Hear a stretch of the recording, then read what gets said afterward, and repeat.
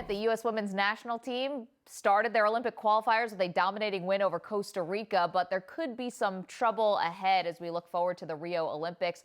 Goalie Hope Solo told you exclusively that if the Olympics started today, she would not be attending because of fear of the Zika virus. Why do you think Hope is so concerned about that now when we're 6 months away from the games? Well, I asked her for one thing. She didn't bring this up to me, but she did have the strongest response to this question of any player I spoke to. And we're still learning about the Zika virus and how dangerous it might be for anyone going to Brazil. But based on what we've seen so far, I can sort of understand her concerns about this.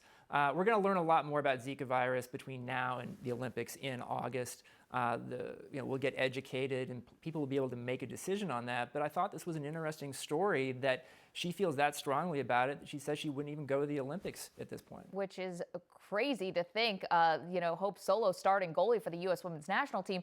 This may not be the only thing, though, keeping players off the field. There are some labor issues going on with the U.S. women's national team. Can you tell us about it? Well, last week, U.S. Soccer actually went to court to try and get a court to decide whether the collective bargaining agreement that they have with the U.S. women's players goes through the end of this calendar year, as U.S. Soccer says, or whether it does not, as the players are now saying with their new representative, Rich Nichols. So this is going to be a story to follow here back and forth, and this court will decide whether the players are going to be able to potentially strike before the Olympics, in which they would have the leverage, or would have to wait until after the Olympics, in which U.S. Soccer would have the leverage. And of course, some of the things that the women are looking for is a little more equality for what the men's side gets in terms of travel and pay and all of that stuff. Some very specific things, but things where the U.S. men's team, per point they earn at a World Cup, they get money for that. The U.S. women do not get that. They only get bonuses if they win the tournament.